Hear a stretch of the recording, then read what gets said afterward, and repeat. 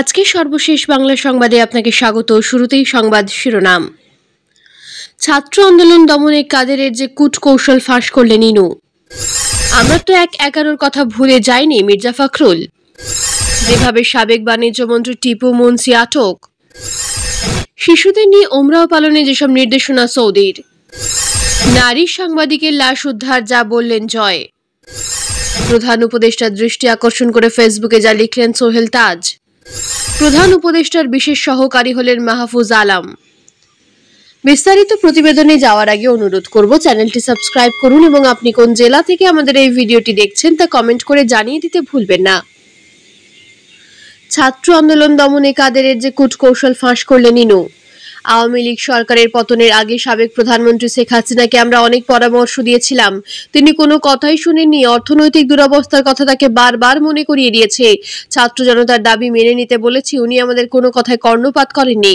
তিনি police, answer, BGB এবং সেনাবাহিনীর উপর নির্ভর করে ক্ষমতায় থাকতে চেয়েছিলেন। ঢাকা মহানগর গোয়েন্দা পুলিশ হেফাজতে রিমান্ডে থাকা আওয়ামী লীগ ও 14 দলের নেতারা এসব কথা বলেছেন।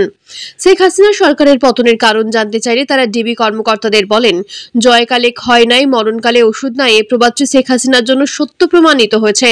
কারণ গত 15 বছরে শেখ হাসিনা যতগুলো সিদ্ধান্ত নিয়েছিলেন সবই তার পক্ষে গিয়েছে, আর এবার ছাত্র আন্দোলনকে ঘিরে তিনি যত সিদ্ধান্ত নিয়েছেন সবই তার বিপক্ষে গিয়েছে। সংশ্লিষ্ট একাধিক সূত্রে এসব তথ্য জানা গেছে। ডিবি পুলিশের জিজ্ঞাসাবাদে 14 দলের অন্যতম শরিক জাতীয় সমাজতান্ত্রিক দলের সভাপতি সাবেক মন্ত্রী হাসানুল হক ইনু বলেন, শেখ হাসিনা সরকারের প্রথম 5 বছর আমি মন্ত্রী ছিলাম, পরের 10-11 বছরে আমরা সরকারে ছিলাম না, তবে 14 দলের জোটের শরিক ছিলাম।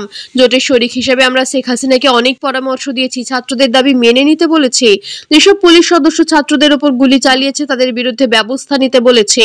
টাকা পাচারকারীদের ধরতে বলেছিলাম। উনি চীন সফরে যাওয়ার আগেও বেশ কিছু পরামর্শ দিয়েছিলাম, আমাদের কোনো পরামর্শই কানে নেননি।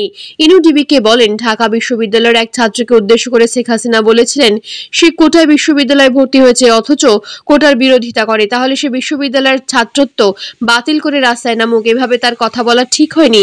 ইনু আরো বলেন, ছাত্র আন্দোলন দমনের বিষয়ে আওয়ামী লীগের সাধারণ সম্পাদক ওয়াবেদুল কাদের বলেছেন, তাদের দমাতে ছাত্রলীগই যথেষ্ট। এই মন্তব্যটি ছাত্র জনতার উপর বিরূপ প্রতিক্রিয়া সৃষ্টি করেছিল। প্রিয় ভালোবাসার দর্শক, শেখ হাসিনা হিটলার নাকি উন্নয়নের উপকার? আপনার মূল্যবান মতামত কমেন্ট করে জানিয়ে দিন। এদিকে আরেকটি আলোচিত নিউজ হচ্ছে, আমরা তো ১/১১ কথা ভুলে যাইনি মির্জা ফখরুল। বিএনপিকে নিয়ে সুপরিকল্পিত চক্রান্ত চলছে এমন অভিযোগ করে দলটির মহাসচিব মির্জা ফখরুল ইসলাম আলমগীর বলেছেন, প্রথম দিকে তারা যে সংখ্যালঘু নির্যাতনের প্রচার চালিয়েছিল এর বোধ হয় 1-2% সঠিক নয়। দ্বিতীয়ত হচ্ছে দখলদারি, এগুলো কিন্তু একটা ক্যাম্পেইন। আমি বলতে বাধ্য হচ্ছি, আবার আগের মতো ১/১১ মতো বিএনপিকে লক্ষ্য করে কাজগুলো করা হচ্ছে। এটা অত্যন্ত অন্যায়। আমরা 15 বছর ধরে সংগ্রাম করেছি গণতন্ত্রের জন্য, ভোটের অধিকারের জন্য। বিএনপি 15 বছরের সবচেয়ে বেশি নির্যাতিত হয়েছে। খালেদা জিয়া 6 বছর কারাভোগ করেছেন, অনেকে নিহত, গুম, মামলার শিকার। মনে রাখতে হবে, গণতন্ত্র নির্বাচিত সংসদ ছাড়া কোনো সমস্যার সমাধান হয় না। অন্তর্বর্তী সরকার কি চায়, জনগণ কি চায়, রাজনৈতিক দলগুলো কি চায় তা জানার জন্য অতি দ্রুত বর্তমান সরকারকে রাজনৈতিক দলগুলোর সঙ্গে আলোচনায় বসা প্রয়োজন বলেও মনে করেন তিনি। বুধবার দুপুরে রাজধানীর গুলশানে বিএনপির রাজনৈতিক কার্যালয়ে এক সংবাদ সম্মেলনে তিনি এসব কথা বলেন। মঙ্গলবার রাতে স্থায়ী কমিটির সিদ্ধান্ত জানাতে এই সংবাদ সম্মেলনের আয়োজন করেন বিএনপির মহাসচিব অভিযোগ করেন, ছাত্র জনতার আন্দোলনে অর্জিত বিপ্লবকে নস্যাৎ করার জন্য এবং বিএনপির অবদানকে খাটো করতে পরিকল্পিত প্ররোচনা চালানো হচ্ছে। এই বিপ্লবকে ব্যর্থ করার জন্য গভীর ষড়যন্ত্র আছে মন্তব্য করেন তিনি। বলেন, আপনারা দেখবেন বিদেশ থেকে, বিশেষ করে ভারত থেকে এমন কতগুলো প্রচার চালানো হচ্ছে যা বাংলাদেশে যে বিপ্লব সেটাকে তারা নস্যাৎ করতে চায়। কতগুলো রাজনৈতিক ইস্যুকে তারা সাম্প্রদায়িক ইস্যু বানাতে চায়, যেটা একেবারেই গ্রহণযোগ্য নয়। প্রিয় ভালোবাসার দর্শক, আপনি কোন দলের সমর্থক? আপনার মূল্যবান মতামত কমেন্ট করে জানিয়ে দিন। অন্যদিকে আরেকটি গুরুত্বপূর্ণ নিউজ হচ্ছে, যেভাবে সাবেক বাণিজ্য মন্ত্রী টিপু মুন্সি আটক। সাবেক বাণিজ্য মন্ত্রী টিপু মুন্সিকে রাজধানীর গুলশান থেকে আটক করেছে র্যাব। বুধবার রাত 1:38 খুদে বার্তায় বিষয়টি নিশ্চিত করেছে র্যাব লিগ্যাল ও মিডিয়া উইংস। গত 22 আগস্ট টিপু মুন্সি ও তার পরিবারের সদস্যদের ব্যাংক হিসাব স্থগিত করে বাংলাদেশ ফাইন্যান্সিয়াল ইন্টেলিজেন্স ইউনিট, সেই সঙ্গে তাদের মালিকাধীন ব্যবসা প্রতিষ্ঠানের ব্যাংক হিসেবের লেনদেনও স্থগিত করা হয়। ছাত্র জনতার আন্দোলন চলাকালে গত 20 আগস্ট রংপুর পড়ে অটোরিকশা চালক মানিক মিয়া নিহতের ঘটনায় সাবেক প্রধানমন্ত্রী সহ শেখ হাসিনা সহ 119 জনের বিরুদ্ধে মামলা হয়। সেই মামলায় আসামি টিপু মুন্সি। তিনি 2001 সালের 8ম জাতীয় নির্বাচনে রংপুর 4 আসন থেকে আওয়ামী লীগ থেকে মনোনয়ন নিয়ে পরাজিত হয়েছিলেন। পরে 2008 সালের 9ম, 2014 সালের 10ম ও 2018 সালের একাদশ জাতীয় সংসদ নির্বাচনী আসন থেকে সংসদ সদস্য নির্বাচিত হন। 9ম জাতীয় সংসদে তিনি বস্ত্র ও পাট মন্ত্রণালয় সম্পর্কিত স্থায়ী কমিটির সদস্য। 10ম জাতীয় সংসদ নির্বাচনে স্বরাষ্ট্র মন্ত্রণালয় সম্পর্কিত স্থায়ী কমিটির সভাপতি ও অর্থ মন্ত্রণালয় সম্পর্কিত স্থায়ী কমিটির সদস্য ছিলেন। 7ই জানুয়ারি 2019 সাল থেকে তিনি শেখ হাসিনার চতুর্থ মন্ত্রিসভায় বাণিজ্য মন্ত্রী হিসেবে দায়িত্ব পালন করেছিলেন। প্রিয় ভালোবাসার দর্শক, আপনি কোন দলকে ক্ষমতায় দেখতে চান? আপনার মূল্যবান মতামত কমেন্ট করে জানিয়ে দিন। এদিকে আরেকটি আলোচিত খবর হচ্ছে শিশুদের নিয়ে ওমরাহ পালনে যেসব নির্দেশনা সৌদির।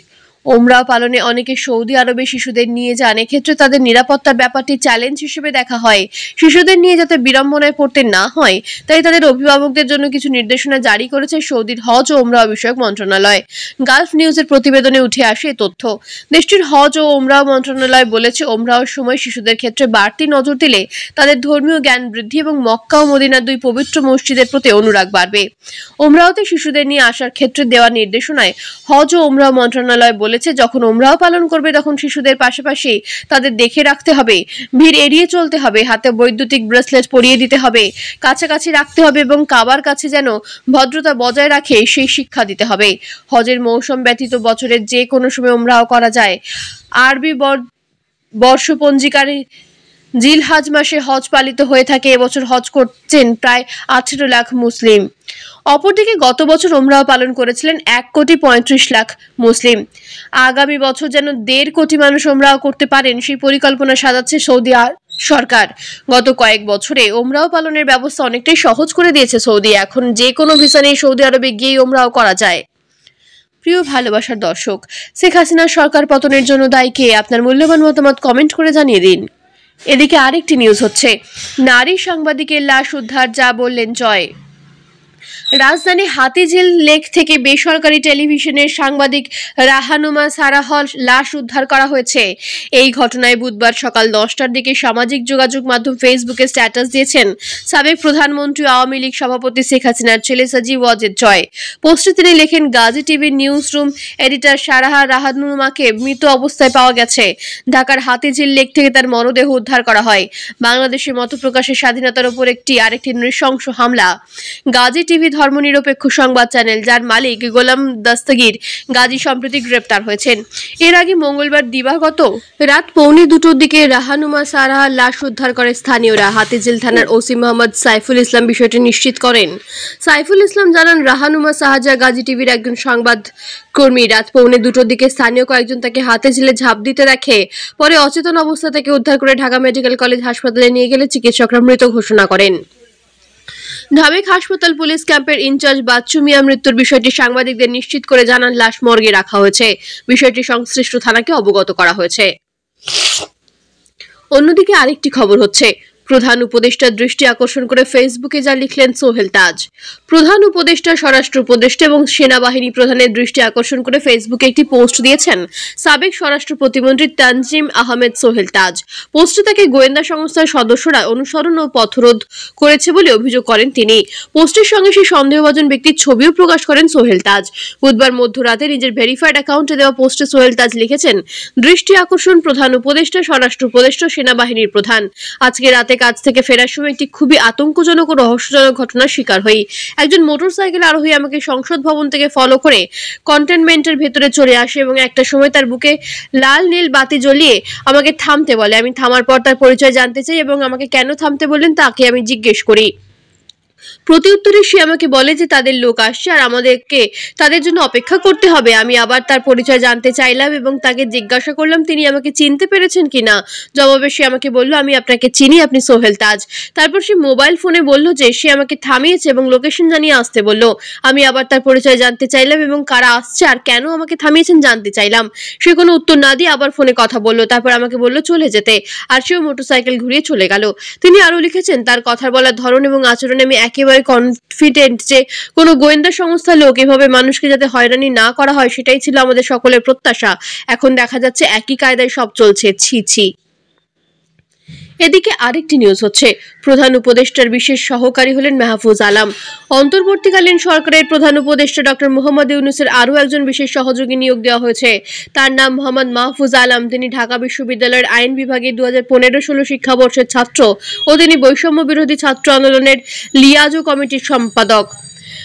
বুধবার এই বিষয়ে প্রজ্ঞাপন জারি করেছেন জনপ্রশাসন মন্ত্রণালয়। এতে বলা হয়, মাহফুজ আলমকে অন্যান্য প্রতিষ্ঠান ও সংগঠনের সঙ্গে কর্মসম্পর্ক পরিত্যাগের শর্তে প্রধান উপদেষ্টার বিশেষ সহকারী পদে চুক্তিভিত্তিক নিয়োগ দেওয়া হয়েছে। তাকে সচিব পদমর্যাদায় বেতন ও আনুষঙ্গিক সুবিধা সহ এই নিয়োগ দেওয়া হয়েছে। যোগদানের তারিখ থেকে প্রধান উপদেষ্টার মেয়াদ তার সন্তুষ্টি সাপেক্ষে তার এই নিয়োগ কার্যকর হবে। এর আগে 24শে আগস্ট অবসরপ্রাপ্ত লেফটেন্যান্ট জেনারেল আব্দুল হাফিজকে প্রধান উপদেষ্টার বিশেষ সহকারী হিসেবে নিয়োগ দেওয়া হয়। তিনি প্রতিরক্ষা ও জাতীয় সংহতি উন্নয়ন বিষয়ক দায়িত্ব পালনে প্রধান উপদেষ্টাকে প্রয়োজনীয় সহায়তা প্রদান করবেন। বিশেষ সহকারী পদে থাকাকালীন আব্দুল হাফিজ উপদেষ্টার পদমর্যাদা, বেতন ভাড়া ও আনুষঙ্গিক সুযোগ সুবিধা পাবেন।